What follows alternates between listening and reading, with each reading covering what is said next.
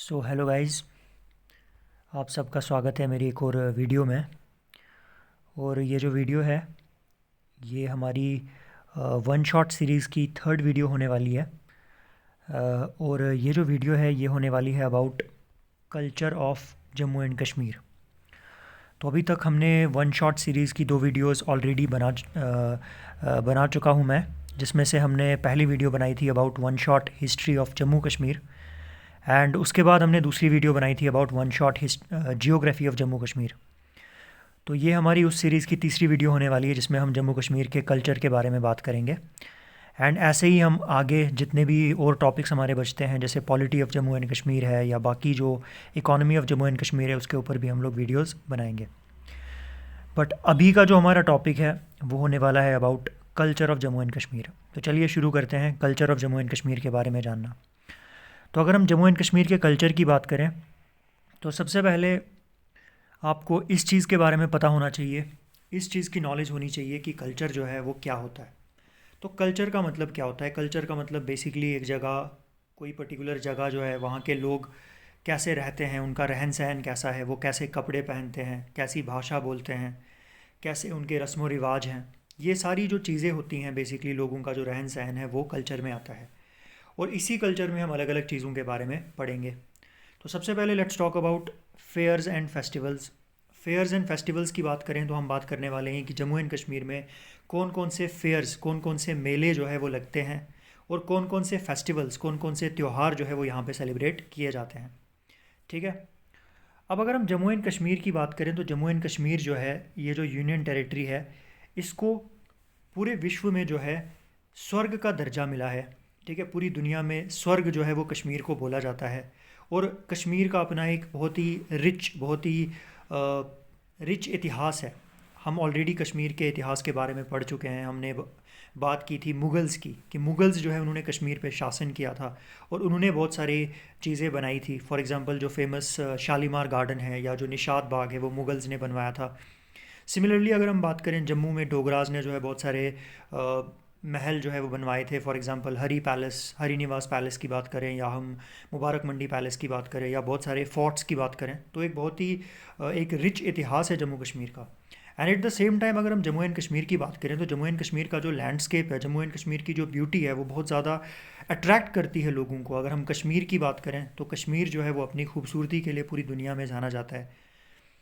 Similarly जो culture है और जो ट्रेडिशन है वो जम्मू एंड कश्मीर में का अपना एक कल्चर है, अपना एक ट्रेडिशन है, अपने रस्म व रिवाजें जो है वो देखने को मिलती हैं जम्मू में भी और कश्मीर में भी। बहुत सारे फेस्टिवल्स, बहुत सारे त्यौहार, बहुत सारे मेले जो है वो जम्मू कश्मीर में लगते हैं। ठीक है। एंड ये जो फेयर्स एंड फेस्टिवल्स हैं, ये जो त्यौहार हैं, ये लोगों के जीवन का एक इम्पॉर्टेंट पार्ट है। अब हम कुछ इम्पॉर्टेंट फेयर्स एंड फेस्टिवल्स की बात करेंगे। पहले हम लोग बात करेंगे कुछ इंपॉर्टेंट फेयर्स एंड फेस्टिवल्स जो कश्मीर वैली में सेलिब्रेट किए जाते हैं। उसके बाद हम बात करेंगे कि कौन से फेयर्स एंड फेस्टिवल्स जो है वो जम्मू में सेलिब्रेट किए जाते हैं, एंड देन कुछ फेयर्स एंड फेस्टिवल्स जो लद्दाख में सेलिब्रेट किए जाते हैं उनके बारे में भी हम लोग बात करेंगे। तो सबसे पहले हम लोग शुरुआत करते हैं with fairs and festivals of Kashmir valley. तो कश्मीर वैली की बात करें तो कश्मीर वैली का सबसे पहला जो फेस्टिवल है जो कश्मीर वैली में सेलिब्रेट किया जाता है, दैट इज़ खीर भवानी। अब अगर हम खीर भवानी की बात करें तो खीर भवानी जो है ये एक इम्पॉर्टेंट हिंदू फेस्टिवल है जो कि खीर भवानी मंदिर में जो है सेलिब्रेट किया जाता है। और ये मंदिर कहाँ पे लोकेटेड है? ये मंदिर लोकेटेड है तुल्ला मुल्ला। तुल्ला मुल्ला एक विलेज का नाम है, एक गाँव का नाम है गांदरबल डिस्ट्रिक्ट में। वहाँ पे ये मंदिर सिचुएटेड है और वहाँ पे जो ये त्यौहार है ये सेलिब्रेट किया जाता है। और ये जो मंदिर है खीर भवानी मंदिर, ये डेडिकेटेड है टू रागनिया देवी। तो रागनिया देवी एक देवी माता है, उनको जो है डेडिकेट किया गया है ये मंदिर। एंड ये जो फेस्टिवल है ये ज्येष्ठ अष्टमी को सेलिब्रेट किया जाता है। ज्येष्ठ क्या होता है? ज्येष्ठ हिंदू कैलेंडर का एक महीना है जिसकी शुरुआत मिड जून से होती है एंड एंड जो है ये मिड जुलाई में होता है।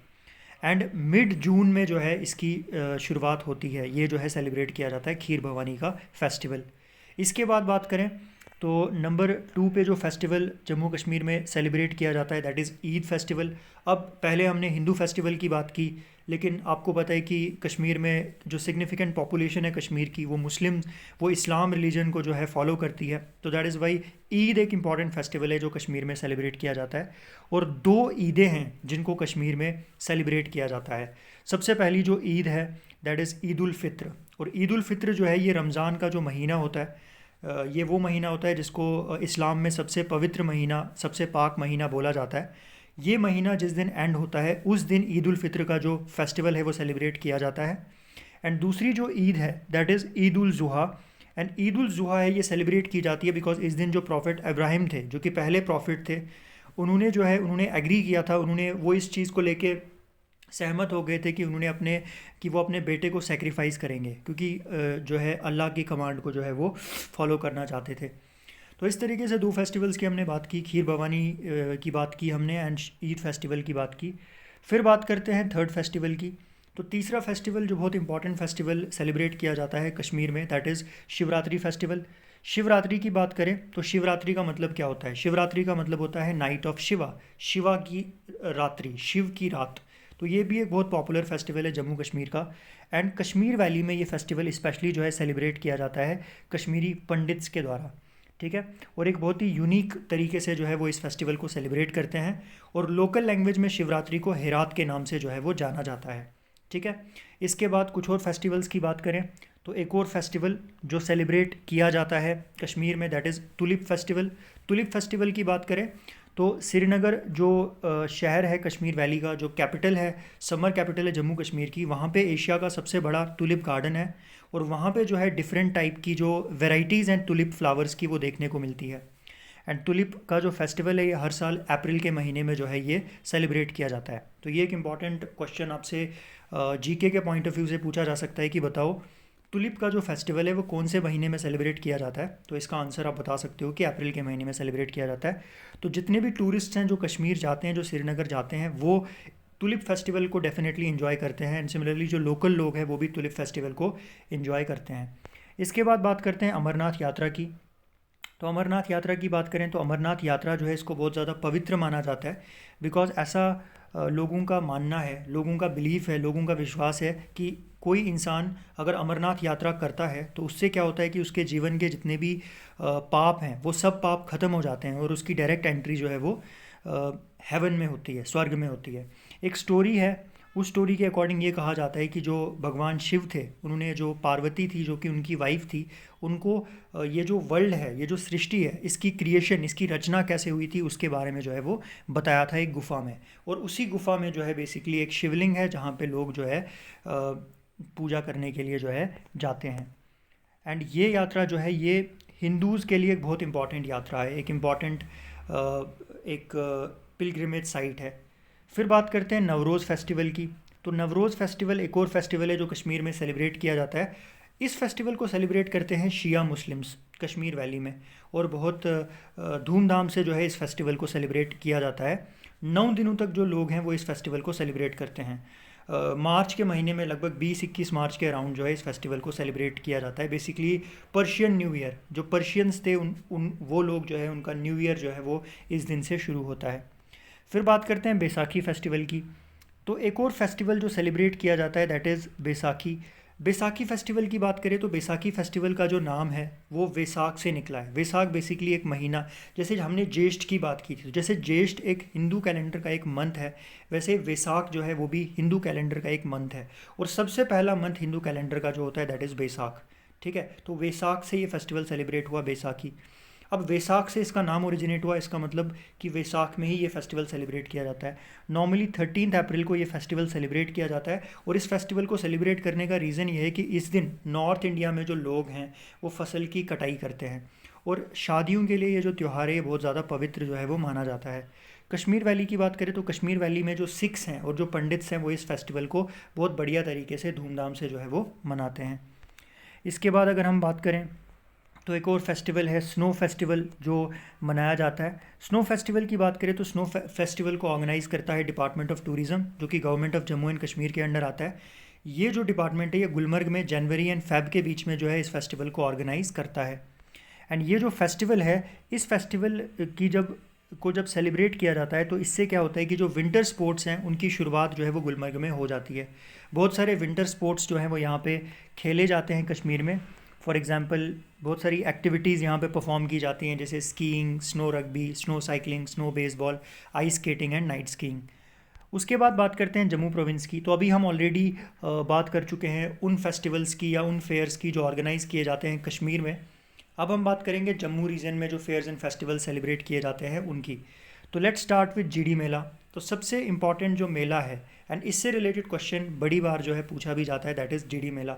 तो जीडी मेला की बात करें तो ये मेला हर साल ऑर्गेनाइज़ किया जाता है और ये मेला किसकी मेमोरी में मनाया जाता है? बेसिकली बाबा जित्तो, जो कि एक बहुत ही पॉपुलर एक इंसान थे जिन्होंने फार्मर्स के लिए बहुत ज़्यादा कंट्रीब्यूशन जो है उन्होंने दी है। तो उनकी सेक्रीफाइस को, उनके बलिदान को सेलिब्रेट करने के लिए जीडी मेला जो है इसको सेलिब्रेट किया जाता है। ये जो फेस्टिवल है ये अक्टूबर या नवंबर के महीने में जम्मू में एक जगह है जीडी, वहाँ पे सेलिब्रेट किया जाता है। ये जो फेस्टिवल है, इस फेस्टिवल का मकसद क्या है? इस फेस्टिवल का मकसद है कि ये बेसिकली जो बाबा जित्तो है उनकी बहादुरी, उनकी ईमानदारी और उनका जो कंपैशन था, उनका जो दूसरों के प्रति जो उनकी रिस्पेक्ट थी, उसको जो है सेलिब्रेट करता है। और इससे क्या होता है, ये फेस्टिवल, ये मेला जब भी जम्मू में ऑर्गेनाइज होता है, इससे लोगों का मूड सही हो जाता है, लोगों को रेस्ट मिलती है, लोगों को रिलैक्सेशन मिलती है अपने रोज़मर्रा की ज़िंदगी से। ठीक है। इसके बाद एक और फेस्टिवल जो बहुत इंपॉर्टेंट है और जो जम्मू रीजन में सेलिब्रेट किया जाता है, दैट इज़ लोहड़ी।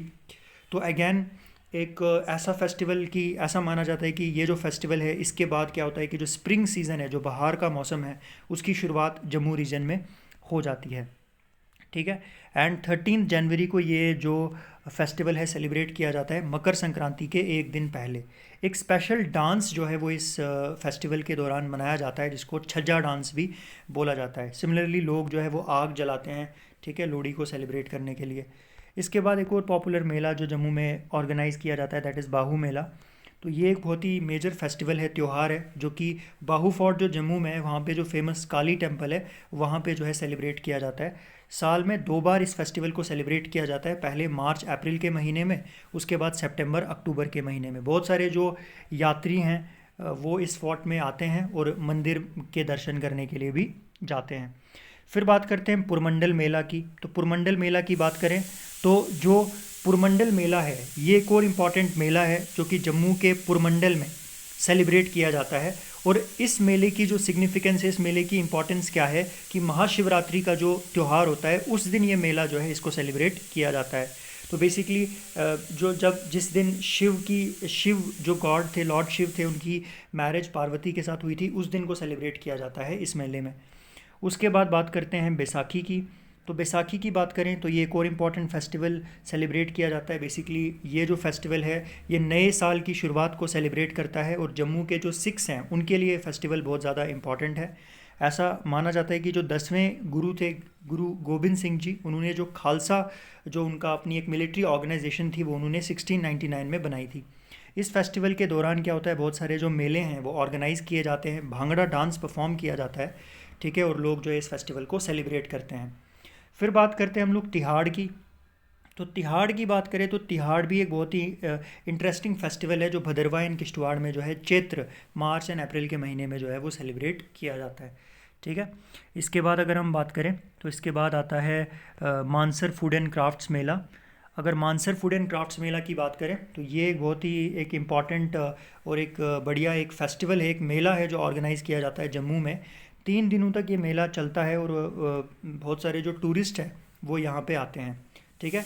इस मेले की ऑर्गेनाइजेशन, इस मेले का जो आयोजन है वो J&K टूरिज़्म डिपार्टमेंट करता है और बैसाख महीने में, दैट इज़ अप्रैल महीने में ये जो मेला है इसको ऑर्गेनाइज़ किया जाता है। इसके बाद एक और इम्पॉर्टेंट फेस्टिवल जो हिंदुओं का है, दैट इज़ दिवाली।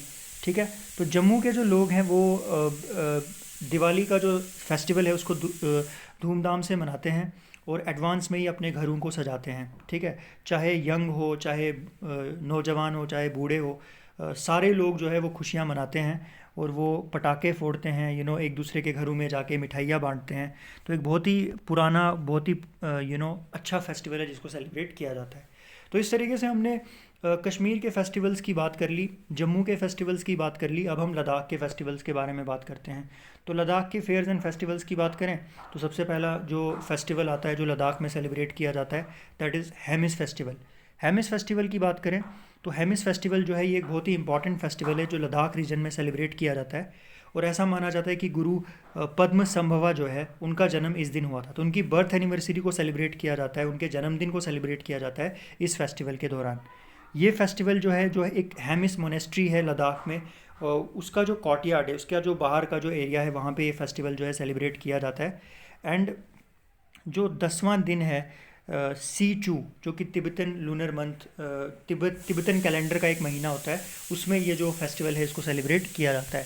फिर बात करते हैं सिंधु दर्शन फेस्टिवल की। तो सिंधु दर्शन फेस्टिवल की बात करें तो सिंधु दर्शन फेस्टिवल को सेलिब्रेट किया जाता है लेह में। और इसमें क्या होता है कि जो रिवर इंडस है, जिसका लोकल नाम है सिंधु, उसकी एक तरीके से पूजा की जाती है। और आपको पता होना चाहिए कि इंडिया जो हमारी कंट्री है, उसका नाम इंडिया जो है वो इस रिवर की वजह से ही पड़ा है, इंडस रिवर की वजह से। और सिंधु दर्शन का मतलब हिंदी में क्या होता है कि इस नदी की पूजा करना, ठीक है। और ये जो नदी है इसका मेंशन ऋग्वेदा में भी मिलता है। इसके बाद लद्दाख फेस्टिवल की बात करें तो लद्दाख फेस्टिवल जो है ये एक ऐसा फेस्टिवल है जिसको सितंबर के महीने में सेलिब्रेट किया जाता है, 1 सितंबर से लेके 15 सितंबर तक। क्या क्या इवेंट्स यहाँ पे ऑर्गेनाइज़ किए जाते हैं, म्यूज़िक, लोग जो है गाना गाते हैं, थिएटर, एक्टिंग परफॉर्मेंसेज यहाँ पे होती हैं, पोलो जो एक स्पोर्ट्स है वो यहाँ पे खेला जाता है, आर्चरी जो तीरंदाजी है वो खेली जाती है, mask and folk dances perform किए जाते हैं, similarly local arts and crafts को लोग जो है डिस्प्ले करते हैं। तो ये कुछ इंपॉर्टेंट चीज़ें हैं जो इस फेस्टिवल में देखने को मिलती हैं। एंड मेन मकसद इस फेस्टिवल का क्या है कि जो टूरिस्ट्स हैं, टूरिज़्म है, उसको जो है बढ़ावा दिया जाए। इसके बाद बात करें, इसके बाद लोसर फेस्टिवल की बात करें तो लोसर एक इम्पॉर्टेंट फेस्टिवल है जो सेलिब्रेट किया जाता है लद्दाख में। लोसर की बात करें तो लोसर बेसिकली तिब्बतन शब्द है जिसका मतलब होता है न्यू ईयर, और ये बुद्धिस्ट ईयर के 11th मंथ में आता है। ये फेस्टिवल जो है ये लगभग 1 महीने तक चलता है। और इस फेस्टिवल के दौरान क्या होता है कि जो नामचौथ लोग हैं वो अपने घरों में लाइट्स जलाते हैं, मोनेस्ट्रीज़ में लाइट्स जलाते हैं, और माउंटेन्स में भी लाइट्स जलाते हैं। और ऑफरिंग्स, कुछ जो बेसिकली अगर हम देखें तो कुछ खाना जो है वो ऑफ़र करते हैं। फिर बात करते हैं दोसमोचे फेस्टिवल की। तो दोसमोचे जो है एक फेस्टिवल होता है जिसमें एक बकरी की बलि दी जाती है, जिसको स्केप गोट बोलते हैं। एंड ये फेब के सेकंड हाफ में सेलिब्रेट किया जाता है, जो कि तिब्बतन न्यू ईयर को सेलिब्रेट करता है। ऐसा माना जाता है कि ये जो बकरी जो होती है जिसकी बलि दी जाती है, इससे क्या होता है कि जितनी भी बुरी आत्माएं हैं या जो पिछला साल था उसकी जितनी भी मनुष्यत है वो सारी ख़त्म हो जाती है, और नया साल जो है वो अच्छे से शुरू होता है, ठीक है। फिर बात करते हैं 2 और फेस्टिवल्स की। सबसे पहला फेस्टिवल आता है गुरेज़ फेस्टिवल। तो गुरेज़ फेस्टिवल की बात करें तो ये फेस्टिवल सेलिब्रेट किया जाता है बांडीपुरा डिस्ट्रिक्ट की गुरेज़ वैली में, जुलाई एंड अगस्त के महीने में। ये जो फेस्टिवल है ये प्लेटफॉर्म प्रोवाइड करते हैं लोकल आर्टिस्ट के लिए, जहाँ पे लोकल आर्टिस्ट अपना जो टैलेंट है वो शो करते हैं। और फिर नवरात्रा फेस्टिवल की बात करें तो जम्मू रीजन में ये फेस्टिवल सेलिब्रेट किया जाता है कटरा में, जो कि बेस कैंप है श्री माता वैष्णो देवी के लिए। बहुत सारे टूरिस्ट्स एंड बहुत सारे जो लोकल लोग हैं वो माता की पूजा जो है वो इस टाइम पे करते हैं, ठीक है। सो इस तरीके से हमने फेयर्स एंड फेस्टिवल्स की बात कर ली। तो culture of Jammu and Kashmir का जो पहला इंपॉर्टेंट पार्ट था फेयर्स एंड फेस्टिवल्स, उनकी हमने बात कर ली। हमने कश्मीर के फेयर्स एंड फेस्टिवल्स की बात की, हमने जम्मू के फेयर्स एंड फेस्टिवल्स की बात की, हमने लद्दाख के फेयर्स एंड फेस्टिवल्स की बात की, ठीक है। सो विद दिस जो हमारा फर्स्ट टॉपिक था कल्चर का वो फिनिश हो चुका है। अब यहाँ पे एक इम्पॉर्टेंट एक कुछ स्टेटमेंट दी हुई है, सरिन कतन न सुद, सैरन गगरायन न रूद, सैरन टांगन न दूध। तो बेसिकली इसमें कहा गया है कि in many words there is no profit, that is अगर आप बहुत ज़्यादा बोलते हो तो उसका कोई फ़ायदा नहीं है। Similarly with much thunder there is no rain, that is जब बहुत ज़्यादा थंडर होती है, बहुत ज़्यादा बादल गरजते हैं, उस टाइम पे कोई बारिश नहीं पड़ती है। Similarly with much lowing there is no milk, कि अगर गाय का जो थन है वो नीचे तक भी अगर लटकेगा तो उससे कोई दूध नहीं निकलता है। तो ये कुछ इन्फॉर्मेशन, ये कुछ ऐसे ही कोटेशन यहाँ पे दी गई है। बाकी बात करते हैं फोक डांसेस की। तो कल्चर में हमने बात की अबाउट फेयर्स एंड फेस्टिवल्स। अब कल्चर का इंपॉर्टेंट पार्ट होता है डांस, नृत्य। तो हर एक कल्चर में जो है अलग अलग टाइप के डांसेस जो है वो देखने को मिलते हैं। अब कश्मीर वैली के कुछ डांसेस के बारे में हम बात करते हैं। अगैन पूछा जा सकता है आपसे डिफरेंट डांसेस के बारे में। तो सबसे पहला जो इम्पॉर्टेंट डांस है कश्मीर का, दैट इज़ रोफ। तो सबसे फेमस फोक डांस जो मौज कशीर का है, बेसिकली कश्मीर को मौज कशीर बोला जाता है, दैट इज़ रोफ। रोफ में क्या होता है भाई, अब रोफ, अब हर एक फॉर्म ऑफ डांस जो है उसमें डिफरेंट तरीके से जो है डांसिंग की जाती है। तो 1 by 1 in different forms of dances को हम एक्सप्लेन करते हैं। अगर हम रोफ की बात करें तो रोफ जो फॉर्म ऑफ डांसिंग है उसमें क्या होता है, इसमें 2 ग्रुप्स होते हैं फीमेल्स के, और वो 2 ग्रुप्स जो फीमेल्स के होते हैं वो एक दूसरे को फेस करते हैं, और उनकी जो आर्म्स होती हैं वो एक दूसरे के साथ लॉक्ड होती हैं, और वो एक दूसरे की कमर के अगेंस्ट जो है उनकी आर्म्स लॉक होती हैं और वो अल्टरनेटिवली जो है वो गाना गाती हैं। और जब वो गाती हैं तो वो आगे पीछे जो मोमेंट्स हैं वो परफॉर्म करती हैं। रोफ जो एक डांस फॉर्म है, ये फेस्टिवल ओकेजन्स पे, ईद वगैरह पे जो है ये डांस फॉर्म जो है वो सेलिब्रेट की जाती है। ठीक है। सिमिलरली अगर हम बात करें बच्चा नगमा की, तो बच्चा नगमा जो है ये डांस कश्मीर में अफ़गानिस्तान से आया था। बच्चा नगमा में क्या होता है, बच्चा नगमा में क्या होता है कि एक लड़का होता है जिसको फेमिनिन ड्रेस पहनाई जाती है, जिसको फीमेल्स की ड्रेस पहनाई जाती है, और वो क्या करता है, वो बहुत सारे सिंगर्स का जो एक ग्रुप होता है उनके बीच में डांस करता है। तो दैट इज़ कॉल्ड एज बच्चा नगमा। ठीक है। देन देयर इज़ हाफिज़ नगमा। हाफिज़ नगमा में क्या होता है, हाफिज़ नगमा में एक सूफियाना म्यूज़िक जो कि एक स्पिरिचुअल म्यूज़िक होता है उसको बजाया जाता है, और उस म्यूज़िक को सुन के जो है ये डांस परफॉर्म किया जाता है। और हाफिज़ा जो होती है बेसिकली एक फ़ीमेल होती है जो डांसर होती है, वो क्या करती है, वो म्यूज़िकल नोट्स पे जो है डांस करती है। मुगल्स ने जो है ये इस डांस को कश्मीर में इंट्रोड्यूस किया था। फिर बात करते हैं हम लोग सूफियाना की। तो सूफियाना की बात करें तो सूफियाना म्यूज़िक जो है ये कश्मीर में कहाँ से आया था, ये आया था कश्मीर में ईरान से। जैसे जैसे टाइम आगे बढ़ गया ये कश्मीर का क्लासिकल म्यूज़िक बन गया। बहुत सारे इंस्ट्रूमेंट्स जैसे संतूर, सितार, कश्मीरी साज, वसूल और तबला जो है वो इसका पार्ट है। ठीक है। फिर हम बात करते हैं दुम्बेली की, एक और डांस फॉर्म जो कश्मीर की है, दैट इज़ दुम्बेली। तो दुम्बेली की बात करें तो दुम्बेली डांस जो है पंजाब के भांगड़ा से जो है बहुत ज़्यादा सिमिलर है। दुम्बेली में क्या होता है कि नगाड़ा, जिसको ड्रम, जिसको ढोल भी बोलते हैं, उसको बजाया जाता है, और एक सुरनई जो कि एक तरीके की शहनाई है उसको भी बजाया जाता है। तो जनरली जो वातल एक ट्राइब होती है, उस ट्राइब के जो लोग हैं वो इस डांस को ये जो है परफॉर्म करते हैं। ठीक है। फिर बात करते हैं लाडी शाह की। लाडी शाह की बात करें तो कश्मीरी म्यूज़िक ट्रेडिशन में लाडी शाह की जो इंपॉर्टेंस है वो बहुत ज़्यादा है। तो लाडी शाह क्या होता है, लाडी शाह कुछ स्पेशल गाने गाता है जिसमें क्या होता है कि समाज में अगर कोई गलत चीज़ चल रही है, कोई कोई कुप्रथा चल रही है, उससे रिलेटेड गाने जो है वो गाता है। ठीक है। एंड इन गानों में बहुत ज़्यादा ह्यूमर होता है, और वो गाना एक स्पेशल म्यूज़िकल इंस्ट्रूमेंट होता है देहरा, उसके थ्रू वो क्या करता है अपने गानों में म्यूज़िक जो है उसको वो ऐड करता है। फिर बात करते हैं चक्री की। चक्री की बात करें तो कश्मीरी फोक म्यूज़िक में एक पॉपुलर फॉर्म है म्यूज़िक की। रबाब, सारंगी, कराहा और हारमोनियम कुछ म्यूज़िकल इंस्ट्रूमेंट्स हैं जो यूज़ किए जाते हैं इसको प्रेजेंट करने में। फिर बात करते हैं भांड पाथर की। भांड पाथर की बात करें तो भांड पाथर को भांड जश्न भी बोला जाता है। एंड ये भी एक तरीके का एक जिस songs, dances and dramas basically जो है इसमें परफॉर्म किए जाते हैं। ठीक है। एक किसी कोई एक पर्टिकुलर थीम होता है उसके ऊपर जो है ये एक आप समझ लो कि एक्टिंग जो है वो परफॉर्म की जाती है। बाण पाथर में क्या होता है, कोई भी फीमेल एक्ट्रेस पार्टिसिपेट नहीं करती है। इनफैक्ट जो फीमेल कैरेक्टर है उसको उसका रोल भी जो है एक मेल जो है वो प्ले करता है। देन व्यूग नसुन। व्यूग नसुन की बात करें तो एक मैरिज डांस होता है, ठीक है, जो शादी के टाइम जो है बेसिकली डांस परफॉर्म किया जाता है। कश्मीरी पंडित्स में ये बहुत कॉमन होता है। वुमेन जो है वो एक रंगोली के अराउंड जो है वो डांस परफॉर्म करती है। ठीक है। जब जो दुल्हन है वो अपने हस्बैंड के जब हस्बैंड के होम के लिए निकल जाती है उसके बाद। हिकात की बात करें तो एक स्पेशल डांस जिसको परफॉर्म करती हैं दो लड़कियां जो अपने हाथ को ज्वाइन करती हैं क्रिस क्रॉस मैनर में, एंड वो जो है गोल गोल जो है वो घूमती हैं। ठीक है। That is called as Hikat dance. Then there is Wanvun. Wanvun जिसको वेडिंग सॉन्ग्स भी बोलते हैं।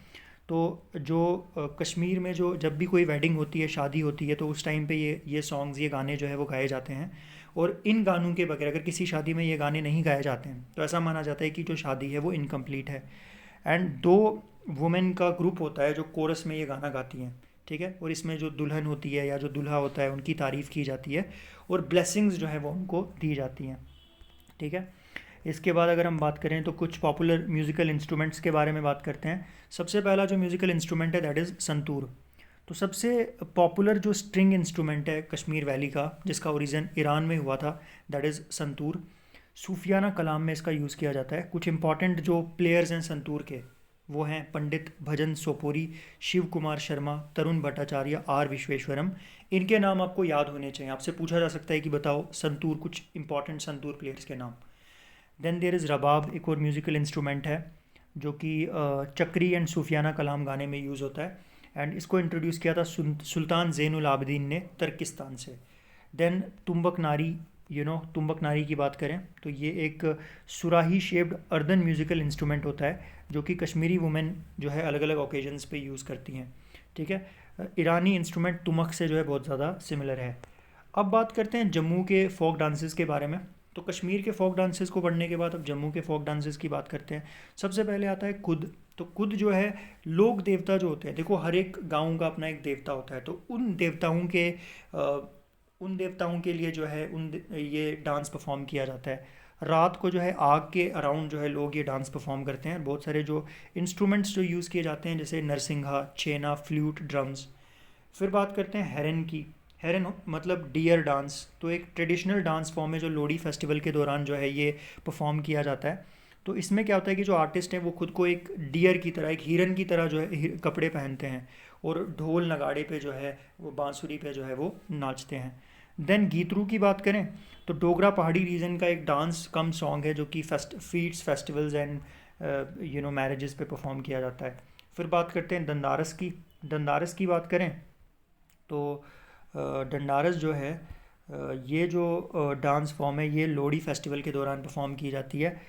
इसमें क्या होता है कि हर एक ग्रुप जो है एक पीकॉक जो होता है, एक मोर जो होता है उसका एक आप समझ लो कि उसका एक स्टैचू जैसा जो होता है उसको वो कैरी करते हैं, और हर एक बंदे के हाथ में जो है एक डंडा होता है, और हर एक डांसर जो है वो बेसिकली जो दूसरा ग्रुप है उनके जो डंडे होते हैं उनके साथ उनको वो हिट करते हैं। देन डोगरी भांगड़ा की बात करें तो भांगड़ा जो है एक्चुअली पंजाब की एक डांस फॉर्म है, लेकिन जम्मू रीजन के आउटर प्लेन्स में भी ये बहुत कॉमन है। अलग अलग फेस्टिवल्स एंड फेयर्स पे इसको परफॉर्म किया जाता है, और परफॉर्मेंस जो स्टिक्स एंड जो हैंकीज़ लेके जो है वो डांस करते हैं। फिर बात करते हैं फुमियन की। तो फुमियन का मतलब होता है ब्लूमिंग इन डोगरी। रूरल जम्मू के लोग जो है ये डांस परफॉर्म करते हैं। डांसर्स जो है वो क्या करते हैं, अपनी जो फिंगर्स हैं उनको ओपन करते हैं और क्लोज करते हैं, और बेसिकली जो जब एक ब्लूम होती है, दैट इज स्प्रिंग का सीज़न होता है, तो फूल जो है वो निकलते हैं तो उसको सिंबलाइज करता है। Then there is Jagarna. एक मैरिज, शादी के दौरान एक डांस परफॉर्म किया जाता है जहाँ पे जो फीमेल रिश्तेदार होते हैं दूल्हे के वो गाना गाते हैं और डांस करते हैं, ठीक है, जब तक वो अपने जो जो दुल्हन की फैमिली है वहाँ से वापस नहीं आता। देन हम बात करते हैं छज्जा डांस की। तो छज्जा डांस की बात करें तो ये जो छोटे लड़के होते हैं वो लोहड़ी की सेलिब्रेशन के दौरान इस डांस को परफॉर्म करते हैं। छज्जा बेसिकली क्या होता है कि एक पीकॉक, एक जो मोर होता है उसका एक आप समझ लो कि उसका जो है उसकी एक स्टैचू जो है उसको हम लोग छज्जा बोलते हैं। तो बैम्बू से जो है इसको प्रिपेयर किया जाता है और इसको रंग बिरंगे कागज़ों से जो है सजाया जाता है। एंड छज्जा को लेके जो है ये छज्जा डांस परफॉर्म करते हैं और अलग अलग घरों में जाते हैं, लोहड़ी के गाने गाते हैं, और लोग जो है इनको ब्लेसिंग्स देते हैं, कुछ लोग इनको पैसे भी देते हैं, ठीक है।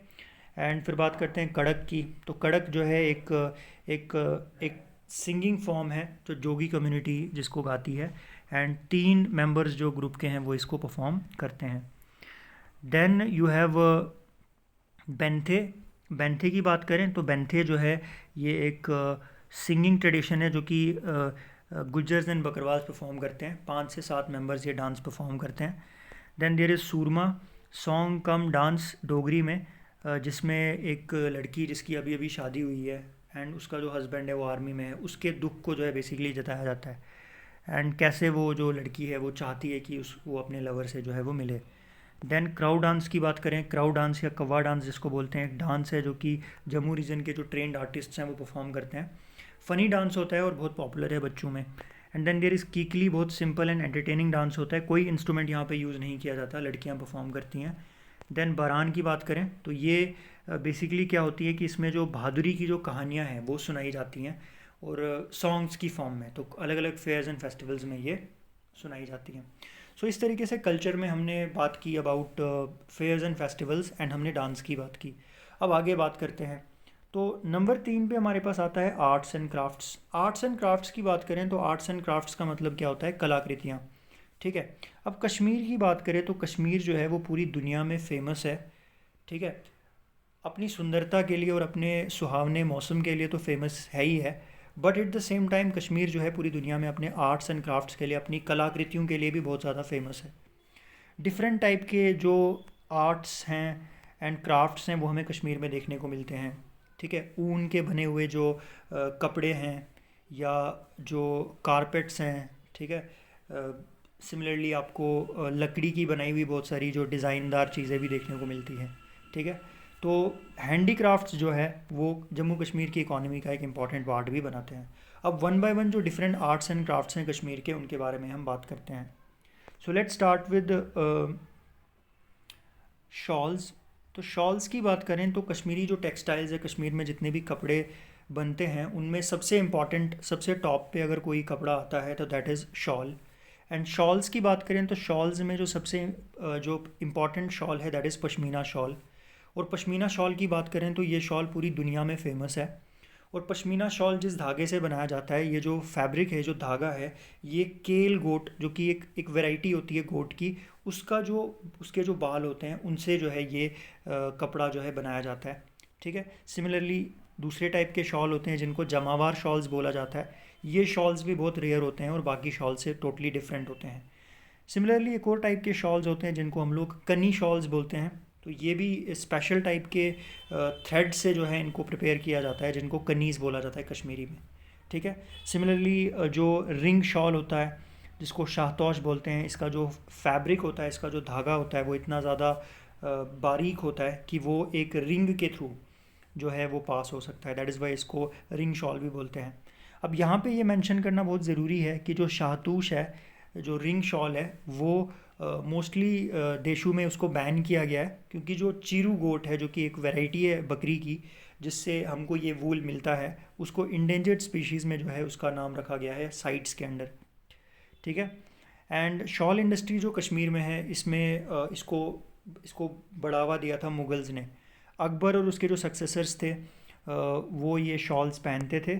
एंड ये मेंशन करना यहाँ पे बहुत ज़रूरी है, एंड ये करंट अफेयर से रिलेटेड बहुत इंपॉर्टेंट एक इंपॉर्टेंट इन्फॉर्मेशन है कि वसीम रिफ़त, जो कि जम्मू कश्मीर का एक बिजनेसमैन है, उसने लगभग 70,000 हाथ से बने हुए जो कश्मीरी पश्मीना शॉल्स हैं वो फीफा वर्ल्ड कप जो 2022 में कतर में ऑर्गेनाइज हुआ था उनको भेजे थे। ठीक है। फिर बात करते हैं हम लोग कैलिको प्रिंटिंग की। तो जम्मू कश्मीर के आर्ट में सबसे पहले हमने बात की अबाउट शॉल्स। अब हम बात करते हैं कैलिको प्रिंटिंग की। तो कैलिको प्रिंटिंग की बात करें तो ये एक स्पेशल टाइप की प्रिंटिंग है जो कि जम्मू रीजन के सांबा डिस्ट्रिक्ट में परफॉर्म की जाती है। इसमें क्या होता है, इसमें हाथ से जो कॉटन का कपड़ा जो है जिसको प्रिपेयर किया, हाथ से जो कॉटन का कपड़ा बुना जाता है उसके ऊपर ये प्रिंटिंग की जाती है। ठीक है। बेड की कवरिंग्स, ठीक है, जो बेड शीट्स होते हैं वो बनाए जाते हैं, उनके ऊपर वेजिटेबल के कलर्स लगाए जाते हैं। जम्मू एंड कश्मीर जो है वो कुछ कदम उठा रही है ताकि ये जो कैलिको प्रिंटिंग है इसको दोबारा से रिवाइव किया जाए। सिमिलरली एम्ब्रॉयडरी की बात करें तो एम्ब्रॉयडरी जो कश्मीर की है जिसको कसीदा बोला जाता है, ये भी बहुत फेमस है। तिल्ला वर्क जो है एक स्टाइल है एम्ब्रॉयडरी का, जिसमें क्या होता है कि गोल्ड या सिल्वर की जो जरी है, जो गोल्ड या सिल्वर का जो धागा है, उससे जो फेरन होते हैं या शॉल होते हैं उनको सजाया जाता है।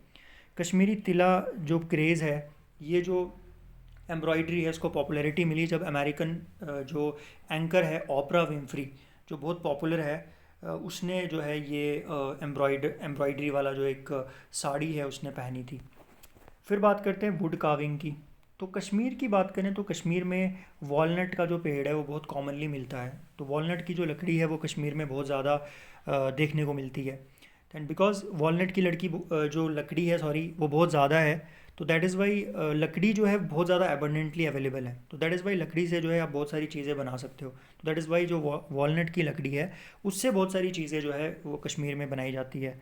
वुड कार्विंग की जाती है, फर्नीचर जो है बनाया जाता है। सिमिलरली ज्वेलरी जो है वो बनाई जाती है, बॉक्सेस बनाए जाते हैं, फ़ोटो फ्रेम्स बनाए जाते हैं, और भी बहुत सारे जो आर्टिकल्स हैं इंटीरियर डेकोरेशन के लिए वो बनाए जाते हैं।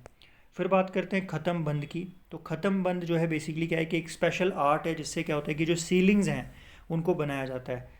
जो क्राफ्ट्समैन होता है, कारीगर होता है, वो क्या करता है, वो छोटे छोटे पीसेस जो लकड़ी के होते हैं, वॉलनट या देवदार के, उनको ज्योमेट्रिकल पैटर्न्स में जो है नेल्स के बगैर जो है उनको फिक्स करता है। तो जब ये सीलिंग कंप्लीट हो जाती है तो इसका जो डिज़ाइन है वो देखने लायक होता है, बहुत ही सुंदर डिज़ाइन होता है। इसके बाद आता है कंडकारी कॉपरवेयर। तो कंडकारी जो है एक बहुत ही एक पॉपुलर क्राफ्ट है कॉपरवेयर का, जिसमें कॉपर से जो है डील किया जाता है।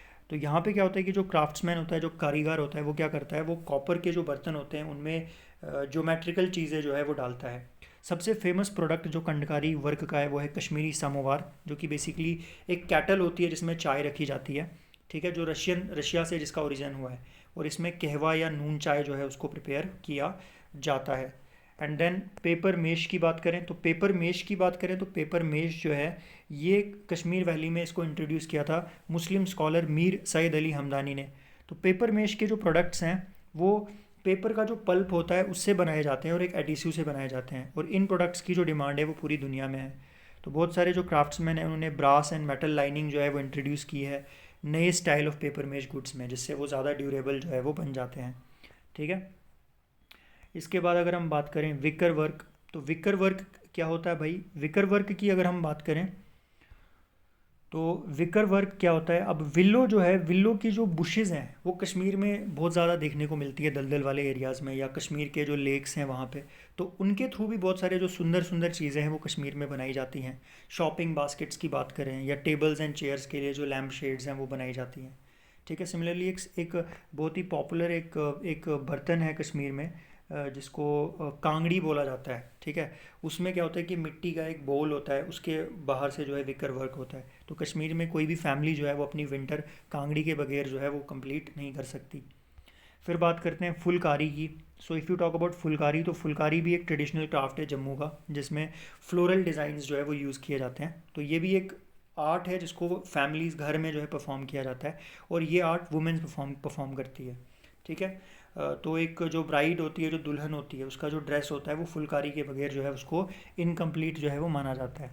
देन देयर इज़ लचका। लचका की बात करें तो लचका जो है एक कैप होती है, एक टोपी होती है जिसको एक गुज्जर वुमेन जो है वो पहनती है या बच्चे पहनते हैं, एंड पूरी तरीके से वो फिट हो जाती है, और इसमें एक बेसिकली एक आप समझ लो कि एक फ्लैप होता है जो कि गर्दन से नीचे लटकता है।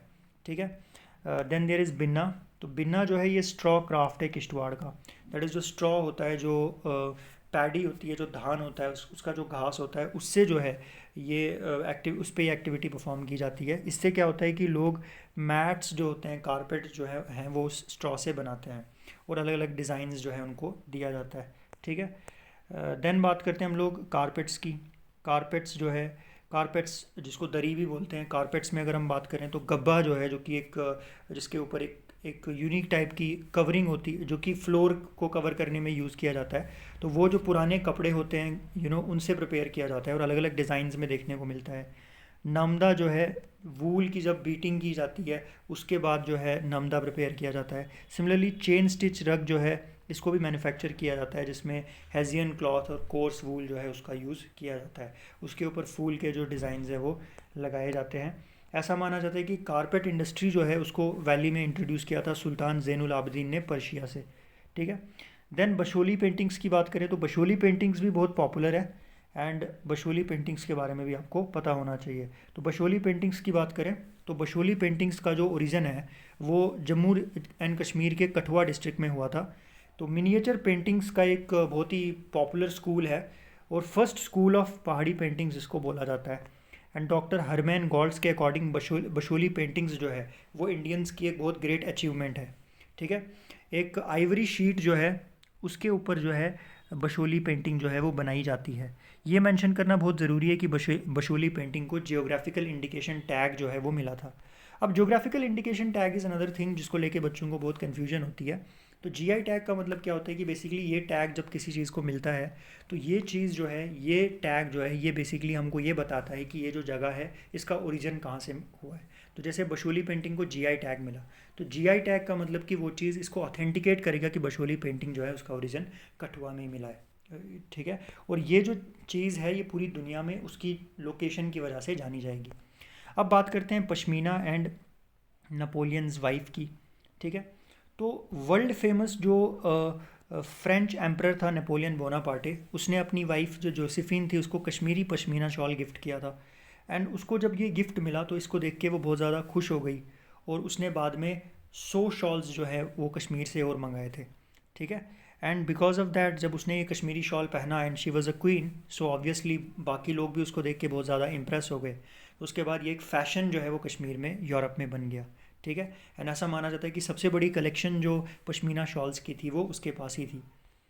Then QR based labels for JNK handicrafts. तो ऑफिशियल डॉक्यूमेंट जो जम्मू एंड कश्मीर का है उसमें कहा गया है कि QR बेस्ड लेबल्स जो है वो सारे क्राफ्ट्स को मिलेंगे, जिससे आप QR कोड जो है वो अलग अलग क्राफ्ट्स को मिलेगा, जिससे आप QR कोड्स के थ्रू जो है वो सारी इन्फॉर्मेशन ऑब्टेन कर सकते हो। ठीक है, ये चीज़ जो है बेसिकली आपको बताएगी कि whether the craft that you are selling in the that you are buying in the market, क्या वो ऑथेंटिक है या नहीं है। ठीक है, इससे क्या होगा कि जो लोकल क्राफ्ट्समैनशिप है इसको बहुत ज़्यादा बढ़ावा जो है वो मिलेगा। ठीक है, फिर बात करते हैं यहाँ पे कुछ स्पेशल यहाँ पे आर्ट्स एंड क्राफ्ट्स की। तो कांगड़ जिसकी हमने बात की थी, कांगड़ जिसको हम कांगड़ी भी बोलते हैं, ये क्या है बेसिकली, इसमें क्या होता है कि एक मिट्टी का जो बनाया हुआ जो एक बोल है वो अंदर से होता है और बाहर से जो है विकर वर्क होता है। बेसिकली जो विकर वर्क मतलब कि जो छोटी छोटी ब्रांचेज हैं उनसे बनाया जाता है। विंटर में क्या होता है कि जो बेसिकली लकड़ी है उसको जला के जो हमको जो चारकोल मिलता है उसको इसके अंदर डाला जाता है। ठीक है, और उसके बाद इसको फेरन के अंदर हम लोग रखते हैं। ठीक है, ताकि ठंड जो है उससे हम लोग बच सके। ऐसा माना जाता है कि कांगड़ जो है वो कश्मीर में लोकल है, लेकिन कुछ लोगों का मानना है कि ये जो कांगड़ है ये बेसिकली बाहर से आई थी। देन एक और इम्पॉर्टेंट जो कपड़ा है कश्मीर का, that is pheran. Traditional outfit है कश्मीर वैली के लोगों का, और ये जो गारमेंट है ये कोट एंड क्लॉक के बीच में होता है। एंड कश्मीरी लाइफस्टाइल को ये सूट करता है। आदमियों के जो फेरन्स होते हैं वो वूल के बने होते हैं, और वुमेन के फेरन्स जो है वो स्टाइलाइज्ड होते हैं।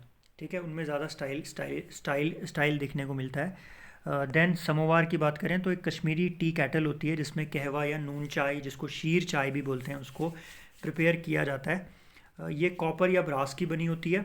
अब ये कहना बहुत मुश्किल है कि जब समोवार सबसे पहले कश्मीर में इंट्रोड्यूस हुआ था तो कब हुआ था, एंड बिकॉज सेम टाइप का जो कैटल है वो रशिया एंड ईरान में भी पाई जाती है। ठीक है, अब बात करते हैं लैंग्वेज एंड लिटरेचर के बारे में। So with this we are done with 3 topics of culture of Jammu and Kashmir. हम ऑलरेडी जम्मू कश्मीर के फेयर्स एंड फेस्टिवल्स के बारे में बात कर चुके हैं। Then we talked about the dances of Jammu Kashmir.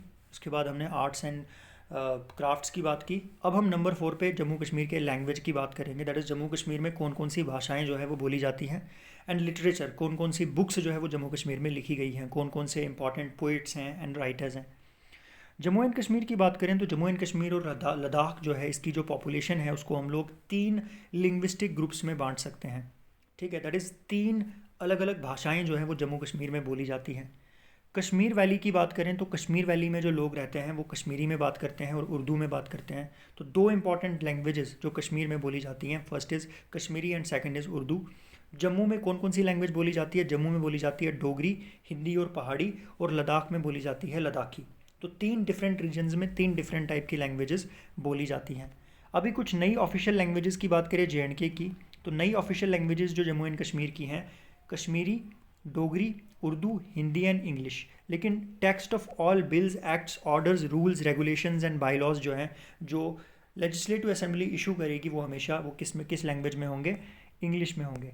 अब one by one let's talk about different languages. तो स्टार्ट करते हैं विद कश्मीरी लैंग्वेज। तो कश्मीरी लैंग्वेज की बात करें तो कश्मीरी जो है ये क्या थी? ये एक प्रकृत लैंग्वेज की, ठीक है, एक ब्रांच थी। प्रकृत लैंग्वेज क्या थी? प्रकृत एक, आप समझ लो कि एक लैंग्वेज थी, एक भाषा थी जो कि एंशंट इंडिया के एंशंट टाइम में बोली जाती थी। ठीक है, ancient times, for example Mauryan times पे ये लैंग्वेज बोली जाती थी। तो उसी लैंग्वेज से इसका ओरिजिन जो है कश्मीरी का हुआ था। एंड बहुत सारे जो वर्ड्स एंड फ्रेजेस जो है वो इसमें मिक्स हो गए, एंड उससे क्या हो गया कि जो प्रकृत थी वो एक नई फॉर्म जो है उसमें कन्वर्ट हो गई, जिसको हम लोग कश्मीरी बोलते हैं। तो कश्मीरी की अगर हम बात करें तो ये इंडो आर्यन लैंग्वेजेस का एक ग्रुप है जिसको हम दार्दिक आर्यन ग्रुप बोलते हैं, उसको बिलोंग करता है। और इसमें इसका जो लिटरेचर है वो बहुत ज़्यादा रिच है। शीना लैंग्वेजेस के बहुत क्लोज है कश्मीरी लैंग्वेज। अभी के टाइम पे इसको देवनागरी स्क्रिप्ट में लिखा जाता है और पर्शियो अरेबिक स्क्रिप्ट में लिखा जाता है। ठीक है, लेकिन जो पर्शियो अरेबिक स्क्रिप्ट है इसको जो है official script of Kashmiri language जो है वो के तौर पे रिकॉग्नाइज़ किया जाता है JNK government and JNK academy of art, culture and languages के द्वारा। इंडिया की 22 ऑफिशियल लैंग्वेजेस है, उसमें से एक ऑफिशियल लैंग्वेज कश्मीरी भी है। Very important point, you might be asked this question कि बताओ Kashmiri is which of the languages of Jammu and Kashmir is an official language. So Kashmiri is an official language. Kashmiri Kashmir में बोली जाती है, but at the same time बहुत सारे लोग जो जम्मू प्रोविंस के हैं, स्पेशली जो लोग डोडा डिस्ट्रिक्ट में रहते हैं, वो लोग कश्मीरी में बात करते हैं। Okay, then let's talk about other language which is Dogri. अब डोगरी की बात करते हैं तो डोगरी एक और इंडो आर्यन लैंग्वेज है, एंड लाखों लोग जो है डोगरी लैंग्वेज बोलते हैं। वेस्टर्न पहाड़ी ग्रुप ऑफ लैंग्वेजेस का पार्ट है। ओरिजिनल स्क्रिप्ट जो डोगरी की है दैट इज़ टाकरी। लेकिन जब महाराजा रणबीर सिंह ने डोगरी को जो है अपनी कोर्ट लैंग्वेज जो है वो अडॉप्ट किया था, तो उसने इसकी स्क्रिप्ट को चेंज किया और देवनागरी स्क्रिप्ट जो है वो इंट्रोड्यूस की। सबसे पहला जो मेंशन है डोगरी लैंग्वेज का वो आमिर खुसरो की जो लिस्ट ऑफ इंडियन लैंग्वेजेस है उसमें मिलता है। सबसे पुराना जो डोगरी वर्क था वो था राजौली, जिसमें तेहल दास जो कि एक ओरिजिनल पर्शियन वर्क था उसको जो है डोगरी में ट्रांसलेट किया गया था। 22 ऑफिशियल लैंग्वेजेस ऑफ इंडिया में डोगरी का नाम भी आता है। तो जब इस्लाम कश्मीर में आया था तो पर्शियन लैंग्वेज भी कश्मीर में आई थी। सुल्तान ज़ैनुल आबदीन जो है उसके उसके बेसिकली उसका जो महल था वहाँ पे पर्शियन बोली जाती थी, ऑफिशियल लैंग्वेज थी। देन बात करते हैं हम लोग लद्दाखी लैंग्वेज की। तो लद्दाखी लैंग्वेज जिसको भोती बोला जाता है, ये तिब्बतन लैंग्वेज है। तिब्बत से ये लैंग्वेज आई है। एंड बहुत सारे डायलेक्ट्स हैं जैसे लेस्कट, शम्सकट, स्टॉट्सकट। लद्दाखी जो है वो तिब्बतन स्क्रिप्ट में लिखी जाती है। अब कुछ पॉपुलर राइटर्स एंड पोइट्स के बारे में बात करते हैं। सबसे पहले बात करते हैं अबाउट लल देद। तो लल देद की बात करें तो लल देद जो है बेसिकली कश्मीर की एक बहुत ही फेमस कवियत्री है। सेंट पोइटस का मतलब कि वो एक संत थी, वो एक भक्त थी। उसका रियल नाम क्या था? उसका रियल नेम था लल्लेश्वरी और लगभग 1320 में पंद्रेथन में उसका जन्म हुआ था। एंड लल देद की जो पोइट्री है वो हमें वाक्स की फॉर्म में मिलती है और ये जो वाक है ये कश्मीरी कल्चर और कश्मीरी लिटरेचर का एक इम्पॉर्टेंट पार्ट है। लल देद के जो वाक थे उनको दोबारा से जो है कलेक्ट किया दो यूरोपियन स्कॉलर्स ने, G.A. Grierson and Lionel D Barnett ने, जिसको उन्होंने रिकॉर्ड किया लल्ला वाक्यानी की फॉर्म में 1920 में। उसके बाद बात करते हैं शेख नूरुद्दीन वली के बारे में। तो शेख नूरुद्दीन वली कौन थे? तो शेख नूरुद्दीन वली की बात करें तो शेख नूरुद्दीन वली को नुंद ऋषि भी बोला जाता था और ये सबसे पहले मुस्लिम संत थे कश्मीर के जिनको ऋषि का टाइटल मिला था। That is he was Muslim but इनको ऋषि का टाइटल मिला था। And Rishi is a title which is mostly used for Hindus. इनको आलमगीर कश्मीर के नाम से भी जाना जाता था। एंड वो जो है कुछ वर्सेस की फॉर्म में, कुछ भजनों की फॉर्म में जो है अपने व्यूज़ को एक्सप्रेस करते थे जिनको श्रुक्स बोला जाता था, जिसमें बहुत सारी जो सीखें हैं जैसे कबीर के दोहे होते हैं वैसे ही जो है इन्फॉर्मेशन मिलती है। नूरनामा जिसमें इनकी राइटिंग्स की एक कलेक्शन देखने को मिलती है, वो जहाँ पे इनको दफनाया गया था चरारे शरीफ में, वहाँ पे वो जो कलेक्शन है वो मिलती है। एंड उनका जो फ्यूनरल था दैट इज़ जब इनको दफनाया गया था तो सुल्तान ज़ैनुल आबदीन भी इनके फ्यूनरल में गए थे। एंड 1808 में एक अफ़गान गवर्नर अता मोहम्मद खान जो है उन्होंने शेख नूरुद्दीन के नाम की जो करेंसी है, के जो सिक्के हैं वो प्रिंट करवाए थे बिकॉज वो इनको रिस्पेक्ट देना चाहता था। फिर बात करते हैं हब्बा खातून की। तो हब्बा खातून भी एक पोइटिस थी, एक कवियत्री थी एंड वो एक रानी थी, ठीक है। एंड उसका जो रोल है, उसका जो नाम है वो बहुत स्वर्णिम अक्षरों में जो है कश्मीरी में लिया जाता है। इसको नाइट एंगल ऑफ कश्मीर भी बोला जाता है। तो आपसे पूछा जा सकता है कि बताओ नाइट एंगल ऑफ कश्मीर जो है वो कौन है? तो भाई who is the night angle of Kashmir? हबा खातून। एंड रियल नाम उनका क्या था? रियल नाम उनका था Zoon. Zoon basically refers to moon, चांद। 16th सेंचुरी के मिडल में जो है चांधार गांव में उनका जन्म हुआ था। उनके जो गाने हैं, उन्होंने जो गाने उस टाइम पे लिखे थे अभी तक वो पॉपुलर हैं, ठीक है। लो लिरिक एक टिपिकल वर्स है जो हबा खातून ने पॉपुलराइज़ किया था, ठीक है। फिर बात करते हैं अर्निमल में की। तो कश्मीर पोइट्री में अर्निमल जो है अपने जो लव लिरिक्स है, लव सॉन्ग्स के लिए बहुत फेमस है। अर्निमल की जो फैमिली लाइफ थी वो उतनी अच्छी नहीं थी, उसको उसके हस्बैंड ने छोड़ दिया था एंड दैट इज़ वाई उसकी जो पोइट्री है उसमें बहुत ज़्यादा दुख जो है वो देखने को मिलता है। देन हम बात करते हैं मोहम्मद गामी की। तो मोहम्मद गामी कौन था भाई? मोहम्मद गामी जो है वो उसका जन्म अनंतनाग में हुआ था, ठीक है।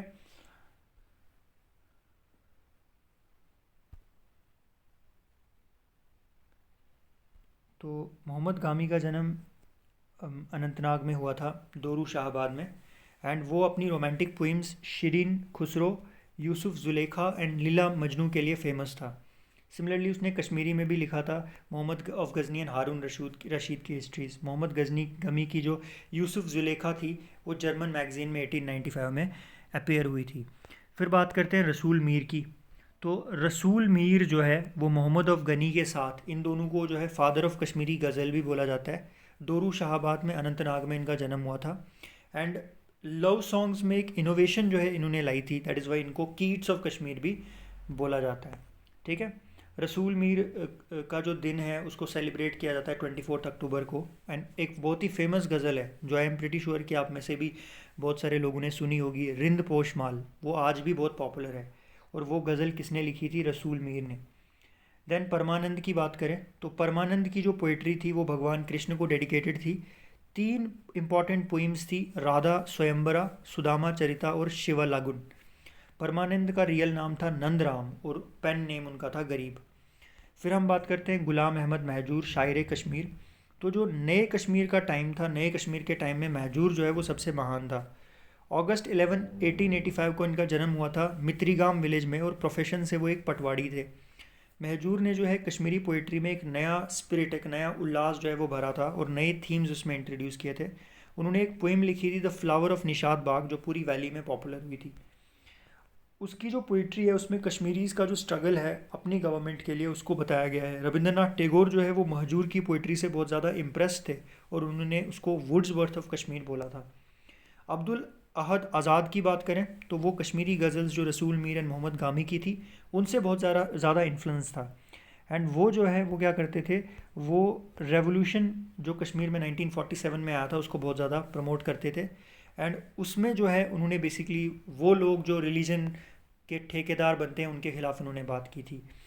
फिर बात करते हैं अब्दुल सत्तार आसी की। तो वो बेसिकली एक दूध वाला था, उसने हाफिज़ एंड सादी को पढ़ा था और जो इकबाल की 2 पोइम्स थी शिकवा एंड जवाब शिकवा, उनको कश्मीरी में इसने ट्रांसलेट किया। अपनी पोइट्री में उसने जो मज़दूर थे उनके हित की बात की। देन दीनानाथ नदीम की बात करें तो ये भी एक बहुत पॉपुलर कश्मीरी पोइट थे जो बहुत यंग थे, इनमें बहुत ज़्यादा एनर्जी थी। एंड नया जो कल्चरल मूवमेंट था जिससे कश्मीर का लिटरेचर पूरी तरीके से बदल गया, उसमें इनका जो रोल है वो बहुत इंपॉर्टेंट रहा। एंड उनकी जो पोइम्स थी ववन वन नाम एंड बाम्बुर ते यम्बरजल जो है बहुत ज़्यादा फेमस है। देन जिंदा कोल की बात करें, जिंदा कोल जिनको मास्टर जी जिंदा कोल भी बोलते थे। साहित्य अकेडमी अवार्ड जो कश्मीरी लैंग्वेज का था वो सबसे पहले जिंदा कोल को 1956 में मिला था। तो जीके में आपसे ये क्वेश्चन पूछा जा सकता है कि बताओ पहला साहित्य अकेडमी अवार्ड जो है कश्मीरी लैंग्वेज के लिए किसको मिला था? तो किसको मिला था? जिंदा कोल को मिला था। वदेह मानुष, ठीक है, मैन वुड वीप, ये एक फेमस पोएम है इनकी। तो ये भी आपसे पूछा जा सकता है कि बताओ कौन सी पोएम इन्होंने लिखी थी, तो ये आपको याद रखनी है। देन हम बात करते हैं रहमान राही की। तो अब्दुल रहमान राही जो थे वो एक बहुत ही पॉपुलर कश्मीरी पोइट थे, ट्रांसलेटर थे और क्रिटिक थे, ठीक है। ये पहले राइटर थे जेएंडके के जिनको जनानीपथ अवार्ड 2004 में मिला था, जो कि इंडिया का सबसे टॉप मोस्ट अवार्ड है जो लिटरेचर की फील्ड में दिया जाता है अपनी पोइट्रीज़ के लिए। सुबुक, सोदा, कलामी रही और सियान रोड, इनकी जो कंट्रीब्यूशन है कश्मीरी लिटरेचर में बहुत ज़्यादा है। देन हरदुत शास्त्री की बात करें तो इनको कथावाचक भी बोला जाता कश्मीर में, जेएंडके में। एंड देशभक्ति के बारे में इन्होंने बहुत ज़्यादा बात की है। मोस्टली जो कंपोजिशंस थी उसमें उन्होंने समाज में जो भी दुख होता था उसके बारे में बात की थी। फिर बात करते हैं जम्मू एंड कश्मीर की कल्चरल एकेडमी के बारे में। तो जम्मू एंड कश्मीर जो एकेडमी है of art culture and languages, ये एक ऑटोनमस बॉडी, एक इंडिपेंडेंट बॉडी है जिसकी इस्टेब्लिशमेंट अक्टूबर 1958 में हुई थी। मिर्ज़ा कमलुद्दीन जो है वो इसके पहले सेक्रेटरी थे। शिराज़ा जो है ये इस एकेडमी का जर्नल है और ये कश्मीरी, डोगरी, उर्दू, पंजाबी और हिंदी में इसको इशू किया जाता है। एकेडमी जो है बाकी एक्टिविटीज़ के साथ जो है प्रिंटिंग एंड पब्लिशिंग करती है बुक्स की रीजनल लैंग्वेजेस के जम्मू एंड कश्मीर में। फिर डोगरी पोइट्री की बात करें तो डोगरी पोइट्री जो है वो अभी रिसेंटली डेवलप हुई है। रामनाथ शास्त्री को फादर ऑफ डोगरी बोला जाता है। सबसे इंपॉर्टेंट फिगर जो डोगरी पोइट्री में है दैट इज़ हरदुत शास्त्री। एंड कुछ और इम्पॉर्टेंट जो लोग हैं डोगरी लिटरेचर में, देवी दत्त, गंगाराम, दीनू भाई पंत, रामधन, किशेन समेलपुरी। ऐसा कहा जाता है कि हरदत्त जो है मॉडर्न डोगरी पोइट्री के फाउंडर हैं। दीनू ने जो है इसको एक नई फॉर्म दी और कंटेंट दिया और समेलपुरी ने जो है एक नई टेक्निक इसमें इंट्रोड्यूस की। भागवत गीता जो है उसको डोगरी में ट्रांसलेट किया था रघुनाथ सिंह समयाल ने और हकीम परसराम ने। मेघदूत को डोगरी में ट्रांसलेट किया था रामनाथ शास्त्री में और पद्मा सचदेव पहली मॉडर्न वुमेन पोइट थी डोगरी लैंग्वेज की। फिर बात करते हैं शिराज़ा डोगरी की। तो शिराज़ा डोगरी एक डोगरी लिटरेरी पीरियडिकल है जिसको Jammu and Kashmir academy of art culture and languages जो है वो इशू करती है, जो कि एक बहुत ही पॉपुलर पब्लिशर है मॉडर्न डोगरी लिटरेरी वर्क का। रिसेंटली लगभग 100 जो वर्क्स थे प्रोज एंड पोइट्री के डोगरी में उनको जो है पब्लिश किया गया है, जो पिछले 50 सालों में पब्लिश किए गए थे, जिसको ऑनलाइन जो है central institute of languages Mysore ने पब्लिश किया था। अब बात करते हैं यहाँ के लोगों के बारे में। ओके भाई, सो कल्चर की हम बात कर रहे हैं, हमने ऑलरेडी फेयर्स एंड फेस्टिवल्स की बात की। After that we talked about dance, then we talked about arts and crafts, you know, and after that हमने लिटरेचर की बात की। अब हम यहाँ के लोगों के बारे में बात करेंगे कि यहाँ पे किस किस टाइप के लोग देखने को मिलते हैं। तो जम्मू एंड कश्मीर की बात करें तो जम्मू एंड कश्मीर एक ऐसी जगह है जहाँ पे डिफरेंट टाइप का कल्चर जो है वो हमें देखने को मिलता है। दोनों रीजन्स, चाहे आप कश्मीर वैली की बात करें या आप जम्मू की बात करें, दोनों में हमें डिफरेंट टाइप के लोग देखने को मिलते हैं जिनका कल्चर और जिनके जो रस्म व रिवाज हैं वो टोटली डिफरेंट है। हमने ऑलरेडी देखा जम्मू में डिफरेंट टाइप के फेस्टिवल सेलिब्रेट किए जाते हैं, कश्मीर में डिफरेंट टाइप के फेस्टिवल सेलिब्रेट किए जाते हैं, लद्दाख में डिफरेंट टाइप के फेस्टिवल सेलिब्रेट किए जाते हैं। बट बड़ी बार जो है ये फेस्टिवल्स एक दूसरे से बहुत ज़्यादा सिमिलर भी होते हैं। तो दैट इज़ वाई ये जो है यूनिटी अमंग डाइवर्सिटी को रिप्रेजेंट करता है। दैट इज़ डिफरेंट टाइप के लोग जो है वो जम्मू कश्मीर में देखने को मिलते हैं, बट वो सब लोग मिलके जो है एक साथ जो है वो रहते हैं। ठीक है, अब कौन कौन से लोग जम्मू कश्मीर में देखने को मिलते हैं? सबसे पहले जो लोग देखने को मिलते हैं जम्मू कश्मीर में वो हैं कश्मीरीज़। तो इतिहासकारों के अकॉर्डिंग जो कश्मीरीज़ हैं उनके जो एंसेस्टर्स हैं, दैट इज़ उनके जो पूर्वज हैं, वो इंडिया प्रॉपर से, ठीक है, आए थे। बेसिकली वो लोग जो है इंडो आर्यन स्टॉक को रिप्रेजेंट करते हैं। ये लोग सेंट्रल एशिया से, टर्की से जो है ये लोग इंडिया में आए थे। ठीक है, दैट इज़ इंडिया में जो पहले लोग जो इमिग्रेंट्स आए थे वो मतलब कश्मीर में वही लोग आए थे। कहाँ से आए थे ये लोग? सेंट्रल एशिया से आए थे। रिलीजन की बात करें तो 90% जो टोटल पॉपुलेशन है कश्मीर वैली में वो इस्लाम में बिलीव करती है, एंड बाकी लोग कश्मीरी पंडित्स एंड सिख्स में आते हैं। फूड की बात करें तो कश्मीरी जो लोग हैं देखो उनकी डाइट का इंपॉर्टेंट पार्ट है राइस। दैट इज़ दिन में 2 बार वो लोग राइस खाते हैं, एंड मीट भी एक इम्पॉर्टेंट पार्ट है उनकी डाइट का। इसके अलावा कुछ वेजिटेबल्स जैसे कड़म साग बहुत पॉपुलर है, नदरू, लोटस स्टेम बहुत पॉपुलर है, और टर्निप्स भी बहुत पॉपुलर है। सिमिलरली एक स्पेशल टाइप की टी है जिसको कहवा बोला जाता है। एक और टाइप की जो टी होती है जिसको शीर चाय बोलते हैं, जिसमें नमक डाला होता है और दूध डाला होता है, जो पिंक होती है कलर में, और उसके ऊपर बहुत सारी क्रीम जो है वो लगाई जाती है। ठीक है, ड्रेस की बात करें तो कश्मीरी जो एक ट्रेडिशनल ड्रेस है वो बेसिकली एक लंबा कोट जैसा होता है जिसको फेरन बोलते हैं। आदमी जो है वो एक पगड़ी पहनते हैं और वुमेन जो है वो एक स्कल कैप पहनती है। ठीक है, जो कि रेड होती है मुस्लिम के केस में और वाइट होती है हिंदू के केस में। ठीक है भाई, इसके बाद अगर हम बात करें डोगराज की, तो डोगराज जो है ये जम्मू के प्लेन्स में पाए जाते हैं, आर्यन रेस को बिलोंग करते हैं, डोगरी लैंग्वेज में बात करते हैं। डोगरा राजपूत्स जो पहले आर्मी में जो है जाते थे, वो उतने ज़्यादा बड़े ही नहीं होते हैं साइज़ में। ठीक है, छोटे होते हैं, स्लिम होते हैं, और उनके शोल्डर्स जो है वो बहुत ज़्यादा चौड़े होते हैं। डोगरास जो है अपने लैंड से बहुत ज़्यादा प्यार करते हैं, बहुत ज़्यादा धर्म में बिलीव करने वाले लोग होते हैं और भगवान से डरते हैं, और हिंदुज़म को प्रैक्टिस करते हैं। फूड की बात करें डोगरों की, तो डोगरों का जो फूड है उसमें वो लोग राइस भी खाते हैं, मेज़, वीट एंड पल्सेस, बट वो लोग रोटी जो है उसको ज़्यादा प्रेफर करते हैं। देन ड्रेस की बात करें तो एक छोटा सा कोट या एक फ्री फ्लोइंग शर्ट जो है पजामाज के साथ वो पहनते हैं, जो कि नीज़ के पास लूज़ होती है, एंकल्स के पास टाइट होती है। आदमी जो है वो टर्बन भी पहनते हैं और कमरबंद भी पहनते हैं। वुमेन जो है वो लूज़ शर्ट पहनती है जंपर के साथ, ठीक है, एंड अपने हेड्स को दुपट्टास के साथ वो जो है बांध के रखती है। फिर बात करते हैं गुज्जर्स एंड बकरवाल्स की।